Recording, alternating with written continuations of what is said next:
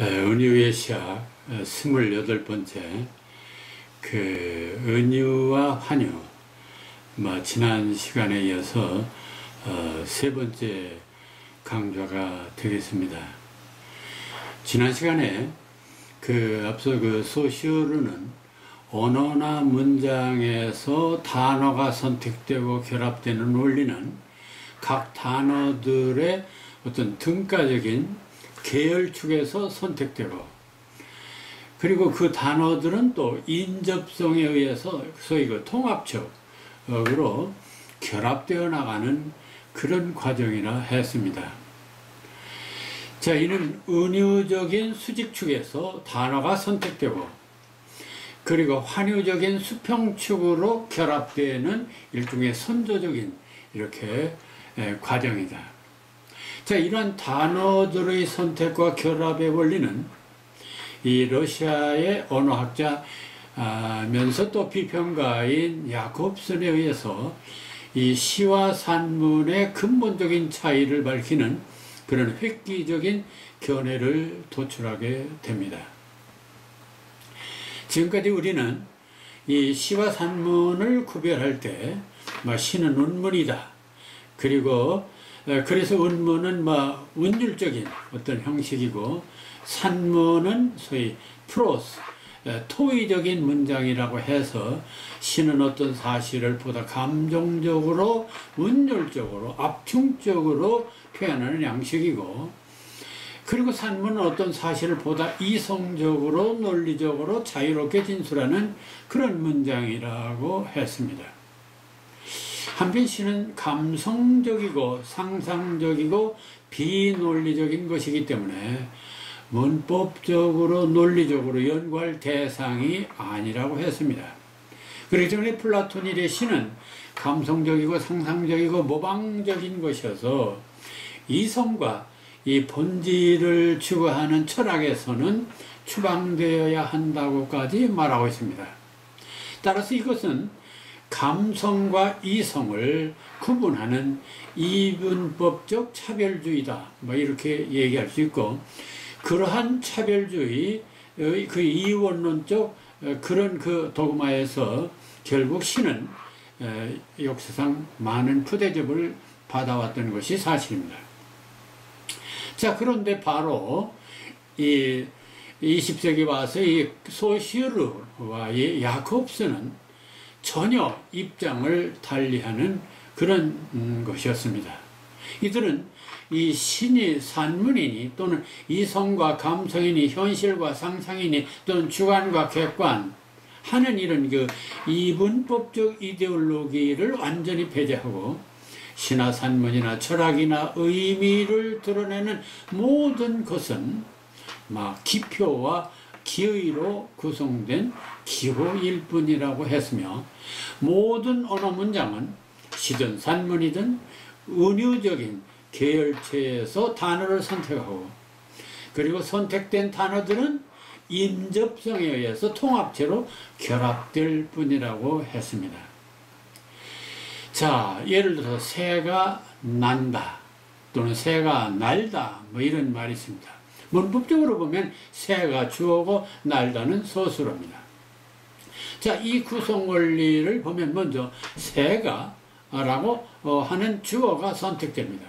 그런데 이 새가는 조류, 날짐승, 그러니까 제비가 난다, 참새가 난다, 날짐승이 난다, 이렇게 여러 가지 동종의 등가의 어떤 계열축에서 새라는 것을 선택했을 뿐입니다. 그러니까 동종의 유사성을 가진 은유적 관계에 있는 이 계열축의 단어들 중에 새가라고 하는 주어를 선택한 것입니다.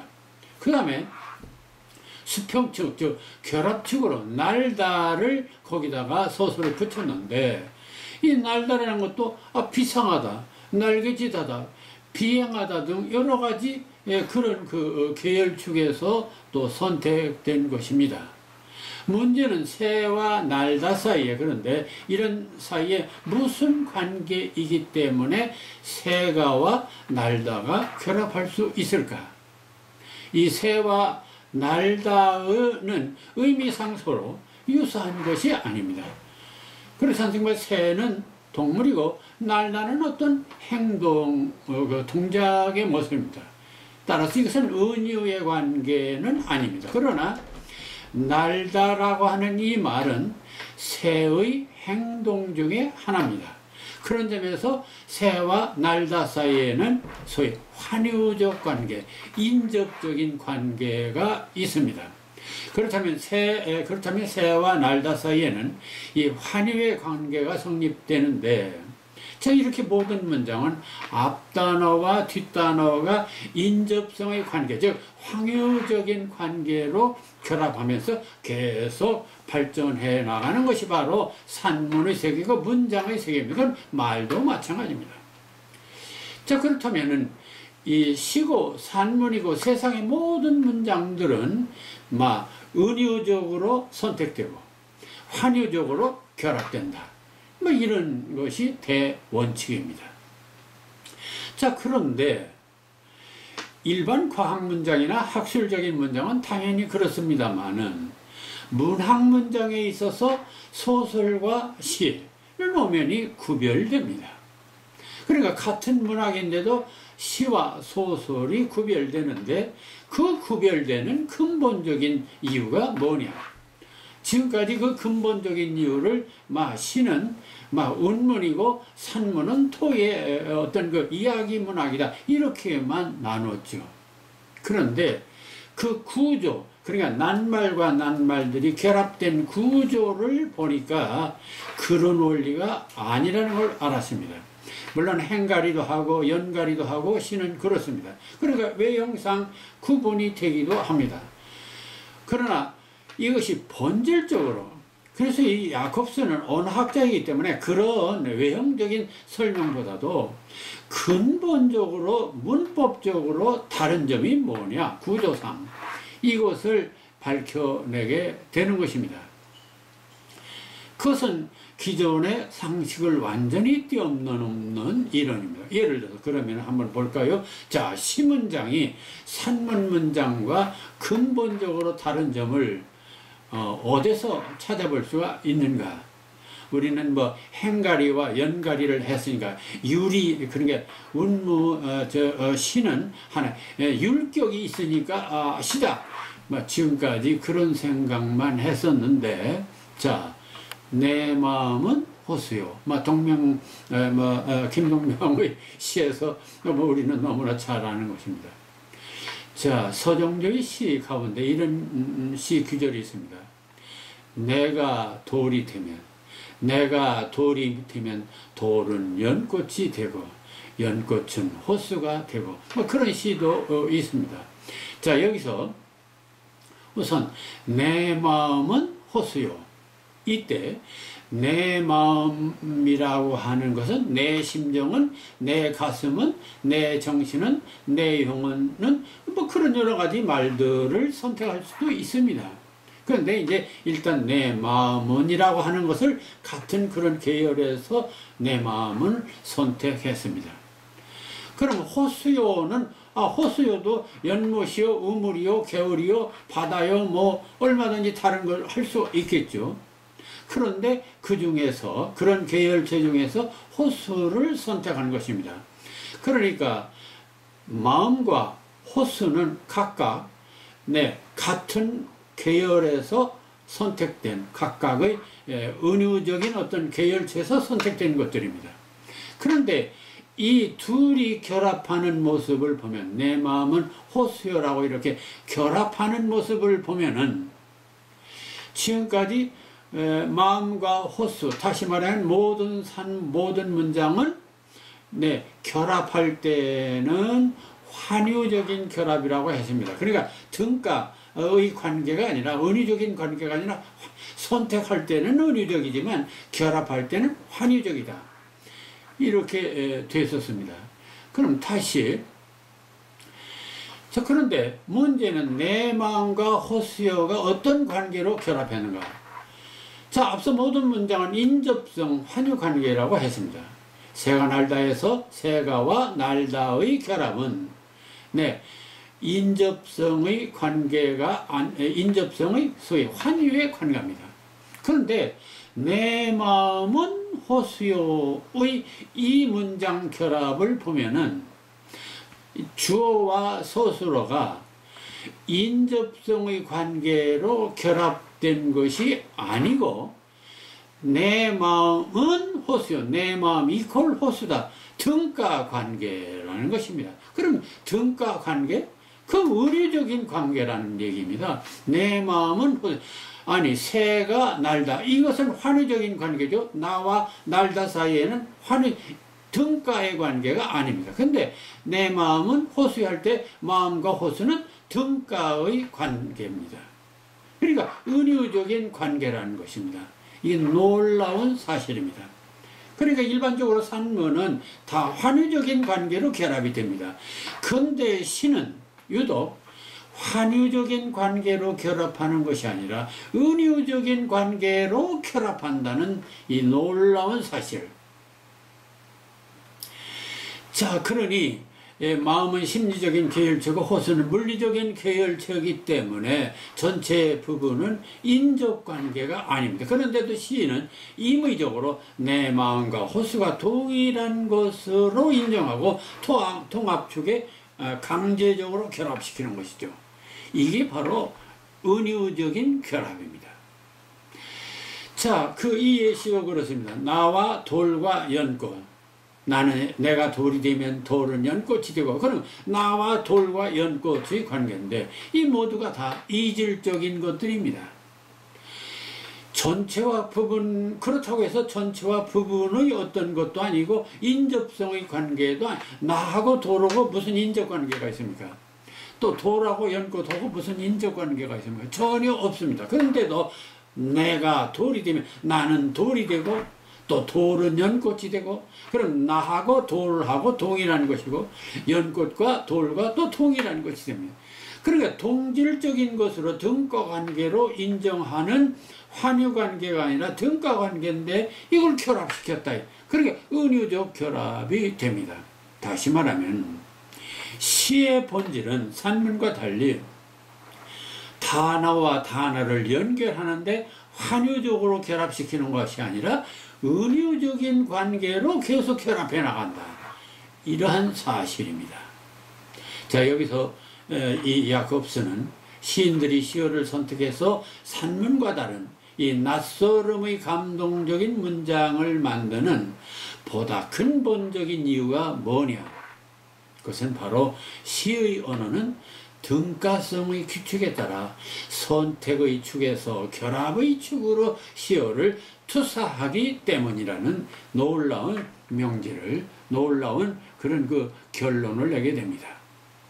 따라서 이 야콥슨의 이 결론은 산문의 문장은 낱말과 낱물이 인접성에 의해서 환유적으로 결합하는 구조이고 시의 문장은 낱말들이 등가성에 의해서 은유적으로 결합한다고 하는 구조를 밝혀낸 것입니다.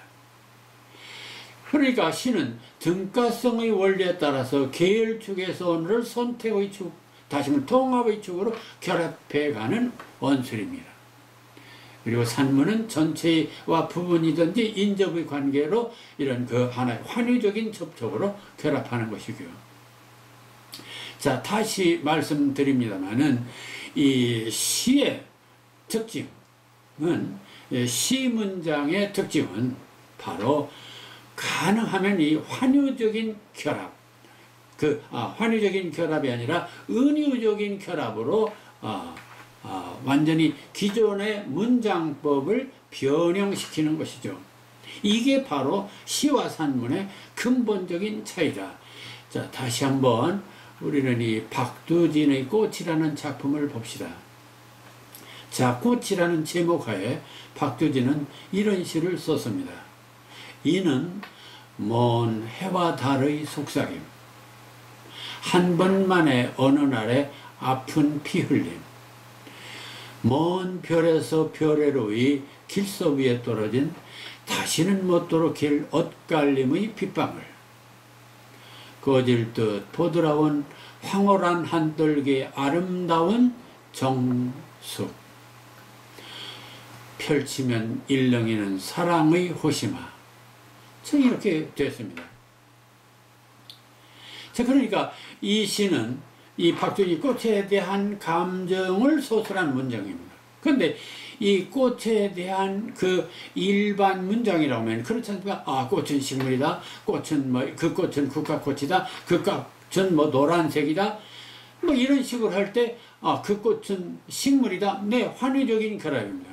그 꽃은 국화꽃이다. 네, 환유적입니다. 그 꽃은 노란색이다. 흰색이다. 나는 꽃을 좋아한다. 이게 다 환유적인 결합입니다. 따라서 일반 꽃에 대한 설명은 모두가 환유적인 결합입니다. 그런데 이 시를 보면 이는 바로 이 꽃은 먼 해와 달의 속삭임, 비밀한 울음. 아니, 꽃을 뭐라고 했느냐? 해와 달의 속삭임이다. 비밀한 울음이다.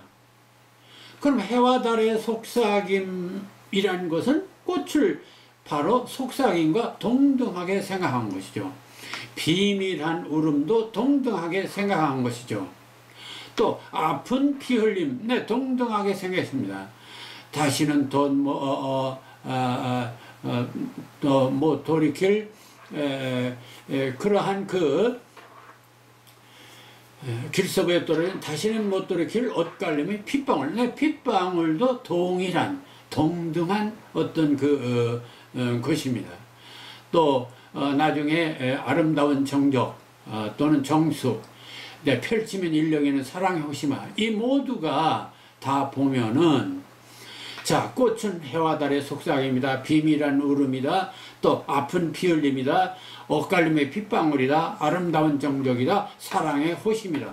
자, 이렇게 꽃을 두고 각각 은유적으로 설명해 나가고 있습니다. 그러니까 이것은 은유적인 결합이에요.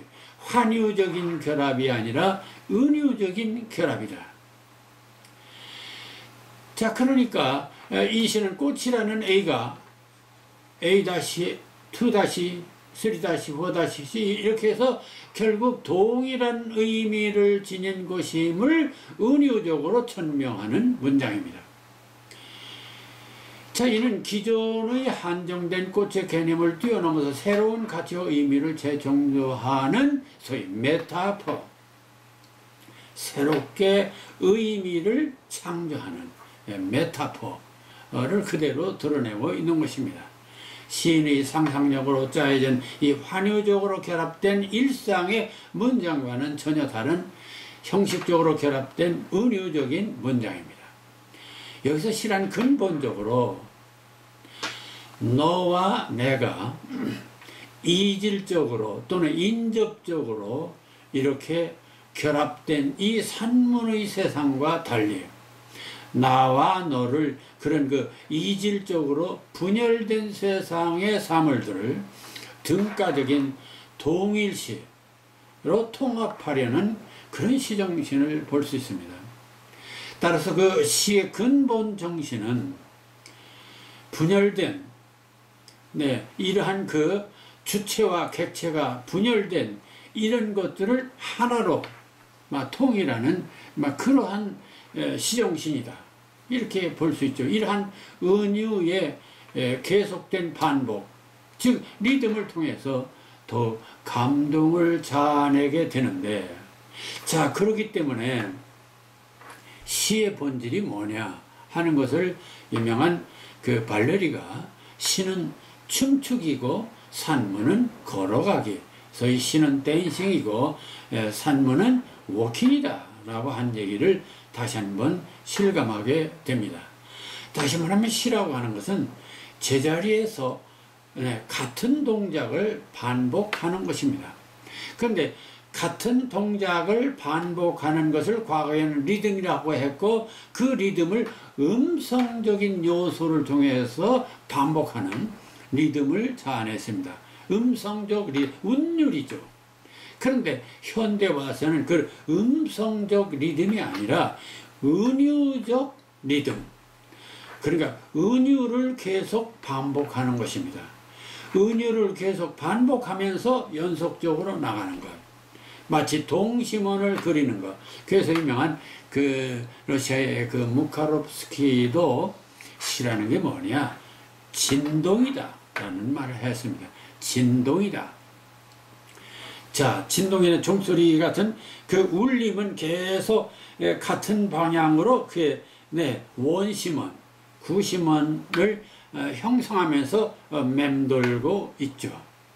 자, 그와 같이 시라고 하는 것은 마치 그 진동하는 그 자체에서 계속 동심원을 그리는 행위와 같다.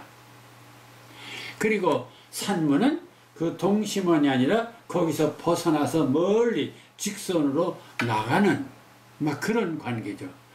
그러니까 어떤 의미에서는 시는 물레방아요, 산문은 화살같이 날아가는 것, 뭐 이렇게 말할 수 있고, 시는 구심적인 것이고 산문은 원심적인 것이다. 뭐 이렇게 또 말할 수가 있습니다. 어쨌든 이 소시르의 언어학에서 이 계열체와 통합체의 이론, 이것이 바로 유명한 러시아의 이 야콥슨에 의해서 결국 시라고 하는 것은 환유적으로 결합해 하는 문장을 은유적으로 결합해 간다고 하는 놀라운 그 문법적 사실, 다시 말하면 구조적 사실, 본질적 사건을 발견함으로써 이제 시가 단지 과거에는 그건 감상적이고 그건 뭐 상상적이고 비논리적이고 비과학적이다라고 하는 그 시학의 한계를 완전히 벗어나도 시도 과학이다. 시도 논리가 있다 하는 것을 밝혀내는 결정적인 사건이 되었다는 사실을 알아야 하겠습니다.